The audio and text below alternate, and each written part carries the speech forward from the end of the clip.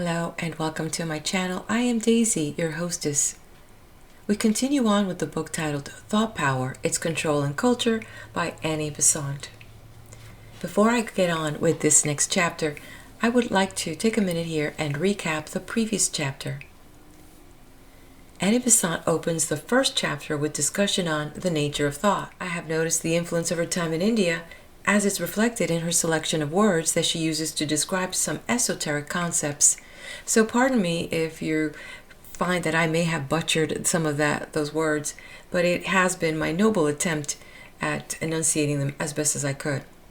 Now, in describing the nature of thought, Besant moves into the discussion of vibration and its origin, and as well as these concepts of the knower, the knowing, and the known, and all this to describe how vibration itself affects matter. So I don't know if you've ever had those moments where you do think about what is the nature of thought? What is it? In today's time, we are still looking for those answers. Now, it would seem that we are in a modern world where we have access to so much information, but as I started to scour the web, it seems that we're still in those baby stages of understanding the origin of thought, the nature of thought, and how does thought really work, and all these concepts that seem to be evading believers. That as we come aware of ourselves and we learn how to use this instrument that is the human body and how to harness the power of concentration, that we can send out energy, thoughts, packets like radio waves, right? And also receive them. But I also believe that we can download them. We can get downloads like Nikola Tesla, who would get visions regarding all his inventions. So there's still a lot to research and learn about how to use this human body. To note that the author is not talking about where do thoughts come from. She was going in a very esoteric way, explaining the nature of thoughts, and in it a description of the relationship between the knower, the knowing, and the known. As for myself, that's still something that I'm really amazed about. And this, I believe, is going to be a great book where you and I could possibly extract some good golden nuggets. So join me as I turn the page. Thought Power, Its Control and Culture by Annie Besant. This book is in the public domain. Chapter 2. The Creator of Illusion. Having become indifferent to objects of perception, the pupil must seek out the Raja of the senses, the thought producer, he who awakes illusion. The mind is the great slayer of the real. Thus is it written in one of the fragments translated by H.P.B. from the Book of the Golden Precepts. That exquisite prose poem, which is one of her choicest gifts to the world, and there is no more significant title of the mind than this, the Creator of Illusion. The mind is not the knower, and should ever be carefully distinguished from him. Many of the confusions and the difficulties that perplex the student arise because he does not remember the distinction between him who knows and the mind, which is his instrument for obtaining knowledge. It is as though the sculptor were identified with his chisel. The mind is fundamentally dual and material, being made up of an envelope of fine matter called the causal body and manas, the abstract mind, and of an envelope of coarser matter called the mental body and manas, the concrete mind. Manas itself being a reflection in atomic matter of the aspect of the self, which is knowledge. This mind limits the jiva, which, as self-consciousness increases, finds himself hampered by it on every side. As a man, to effect a certain purpose, might put on thick gloves and find that his hands in them had lost much of their power of feeling, their delicacy of touch, their ability to pick up small objects, and were only capable of grasping large objects and of feeling heavy impacts. So is it with the knower when he puts on the mind. The hand is there as well as the glove, but its capacities are greatly lessened.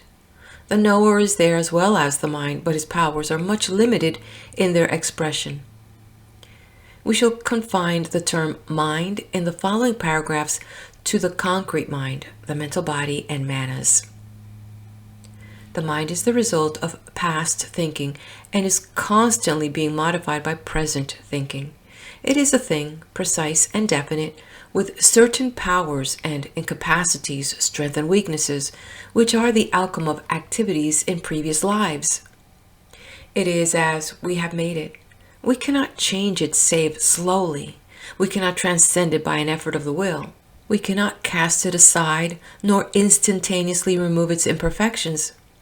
Such as it is ours, a part of the not-self, appropriated and shaped for our own using, and only through it can we know. All the results of our past thinkings are present with us as mind, and each mind has its own rate of vibration, its own range of vibration, and is in a state of perpetual motion, offering an ever-changing series of pictures. Every impression coming to us from outside is made on this already active sphere, and the mass of existing vibrations modifies and is modified by the new arrival. The resultant is not, therefore, an accurate reproduction of the new vibration, but a combination of it with the vibrations already preceding. To borrow again an illustration from light, if we hold a piece of red glass before our eyes and look at green objects, they will appear to us to be black. The vibrations that give us the sensation of red are cut off by those that give us the sensation of green, and the eye is deceived into seeing the object as black. So also, if we look at a blue object through a yellow glass, shall we see it as black? In every case, a colored medium will cause an impression of color different from that of the object looked at by the naked eye. Even looking at things with the naked eye, persons see them somewhat differently, for the eye itself modifies the vibrations it receives more than many people imagine. The influence of the mind is a medium by which the knower views the external world is very similar to the influence of the colored glass on the colors of objects seen through it. The knower is as unconscious of this influence of the mind as a man who had never seen, except through red or blue glasses, would be unconscious of the changes made by them in the colors of a landscape. It is in this superficial and obvious sense that the mind is called the creator of illusion. It presents us only with distorted images, a combination of itself and the external object. In a far deeper sense, indeed, is it the creator of illusion, in that even these distorted images are but images of appearances, not of realities. Shadows of shadows are all that it gives us. But it will suffice us at present to consider the illusions caused by its own nature. Very different would be our ideas of the world if we could know it as it is, even in its phenomenal aspect, instead of by means of the vibrations modified by the mind.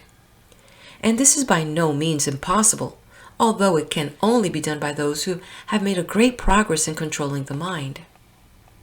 The vibrations of the mind can be stilled, the consciousness being withdrawn from it.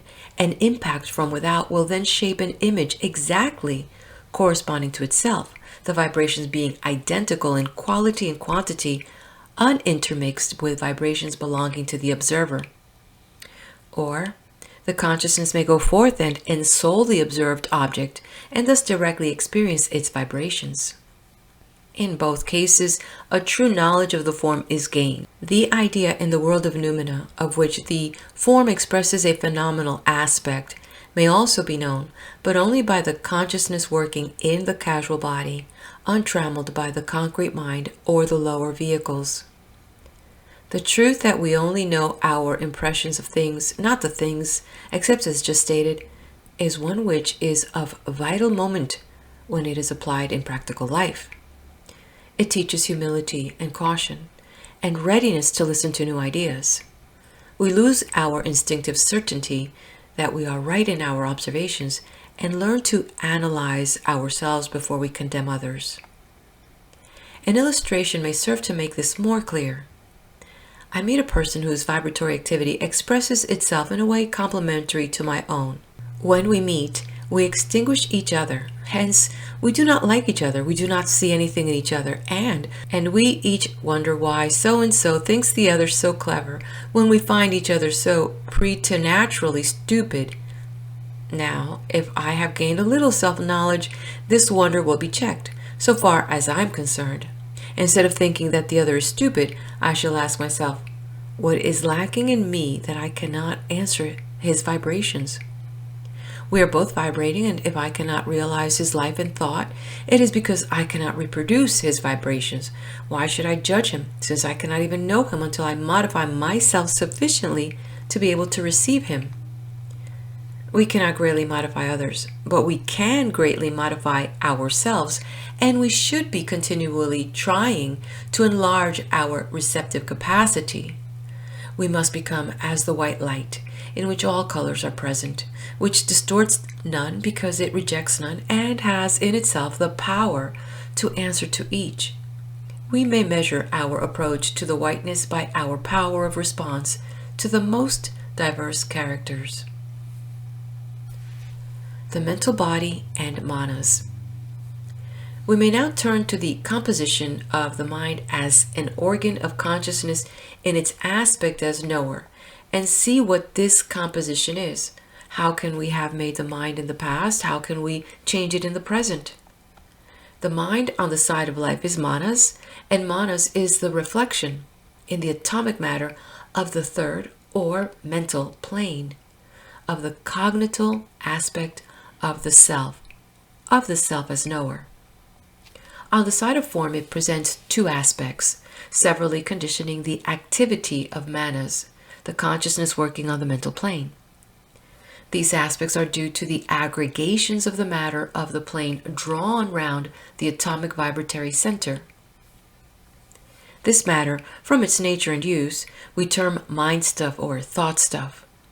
It makes one great region of the universe, interpenetrating astral and physical matter, and exists in 7 subdivisions, like the states of matter on the physical plane. It is predominantly responsive to those vibrations which come from the aspect of the self which is knowledge, and this aspect imposes on it its specific character. The first, and higher, aspect of the form side of mind is that called the causal body. It is composed of matter from the 5th and 6th subdivisions of the mental plane, corresponding to the finer ethers of the physical plane. This causal body is little developed in the majority at the present stage of evolution, as it remains unaffected by the mental activities directed to external objects, and we may therefore leave it aside at any rate for the present. It is in fact the organ for abstract thought. The second aspect is called the mental body, and is composed of thought stuff belonging to the 4 lower subdivisions of the mental plane, corresponding to the lowest ether and the gaseous, liquid, and solid states of matter on the physical plane. It might indeed be termed the dense mental body. Mental bodies show even great fundamental types, each of which includes forms at every stage of development, and all evolve and grow under the same laws. To understand and apply these laws is to change the slow evolution by nature to rapid growth by the self-determining intelligence, hence the profound importance of their study. The building and evolution of the mental body. The method by which consciousness builds up its vehicle is one which should be clearly grasped, for every day and hour of life gives opportunity for its application to high ends. Waking or sleeping, we are ever building our mental bodies.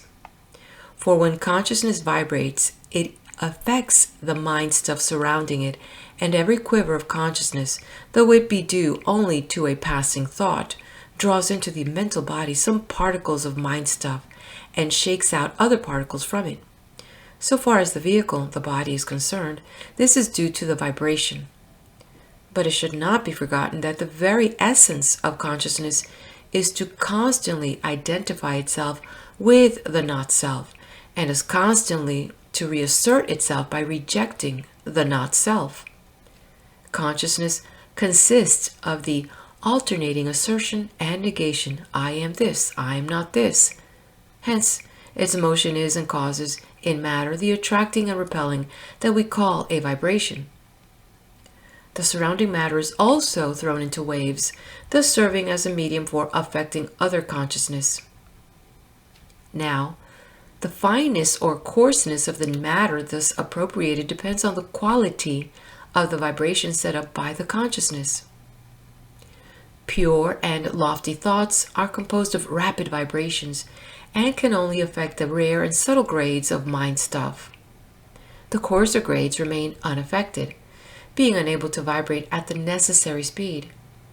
When such a thought causes the mental body to vibrate, particles of the coarser matter are shaken out of the body, and their place is taken by particles of the finer grades, and thus better materials are built into the mental body.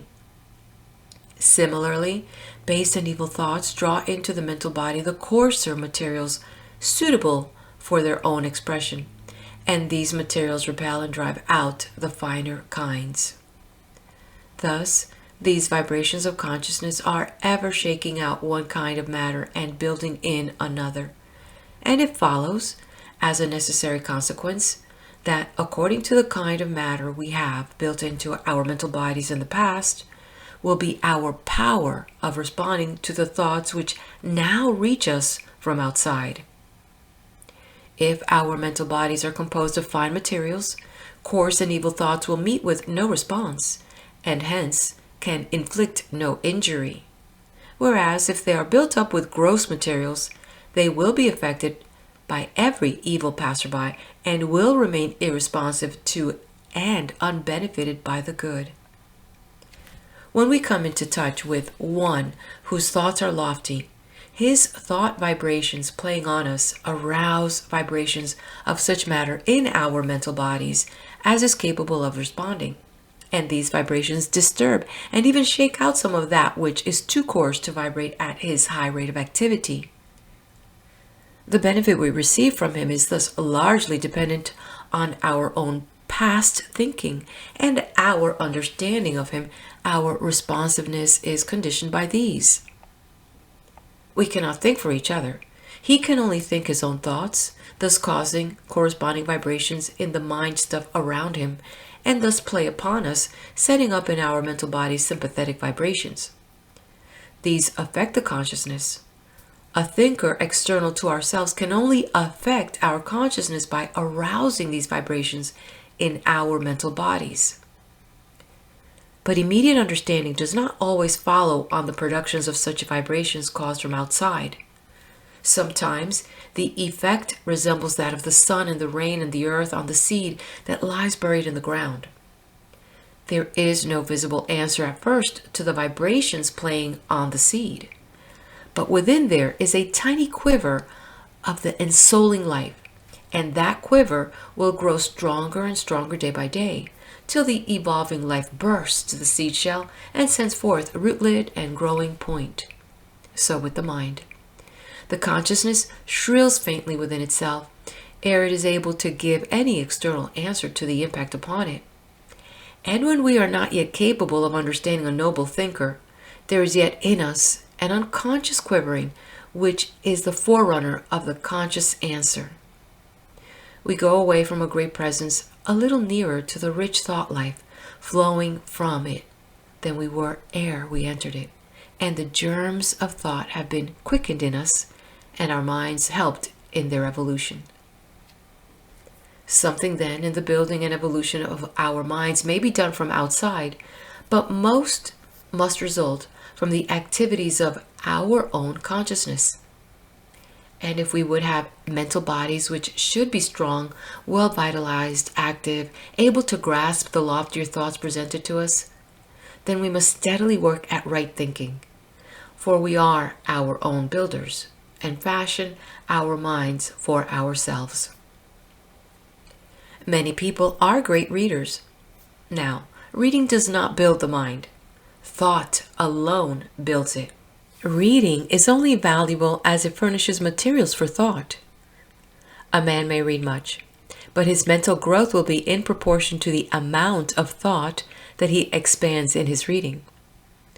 The value to him of the thought, which he regards, depends on the use he makes of it. Unless he takes up the thought and works on it himself, its value to him will be small in passing. Reading makes a full man, said Lord Bacon, and it is with the mind as with the body. Eating fills the stomach, but as the meal is useless to the body unless it is digested and assimilated, so also the mind may be filled by reading, but unless there is thought, there is no assimilation of what is read, and the mind does not grow thereby, nay, it is likely to suffer from overloading, and to weaken rather than strengthen under a burden of unassimilated ideas. We should read less and think more, if we would have our minds grow, and our intelligence develop. If we are in the earnest in the culture of our minds, we should daily spend an hour in the study of some serious and weighty book, and reading for 5 minutes we should think for 10, and so on through the hour. The usual way is to read quickly for the hour and then to put away the book till the next hour comes for reading. Hence people grow very slowly in thought power. One of the most marked things in the Theosophical movement is the mental growth observable year by year in its members. This is largely due to the fact that they are taught the nature of thought. They begin to understand a little of its workings and set themselves to build their mental bodies instead of leaving them to grow by the unassisted processes of nature. The student eager for growth should resolve that no day shall pass that shall not have in it at least 5 minutes reading and 10 minutes strenuous thinking on what is read. At first he will find the effort tiresome and laborious, and he will discover the weakness of his thinking power. This discovery marks his first step, for it is much to discover that one is unable to think hard and consecutively. People who cannot think, but who imagine that they can, do not make much progress. It is better to know one's weakness than to imagine oneself strong when one is feeble. The realization of the weakness, the wandering of the mind, the feeling of heat, confusion, and fatigue, which comes on in the brain after a prolonged effort to follow out a difficult line of thought, is on all fours with a similar feeling in the muscles after a strong muscular exertion. With regular and persistent but not excessive exercise, the thought power will grow as the muscle power grows. And as this thought power grows, it also comes under control and can be directed to definite ends. Without this thinking, the mental body will remain loosely formed and unorganized. And without gaining concentration, the power of fixing the thought on a definite point, thought power cannot be exercised at all. End of chapter 2. If you haven't done so, please do hit that like button. If you'd like to continue to get notified for our next video, please do subscribe, share this with your friends, and let's head over to the next video where we can learn about thought transference.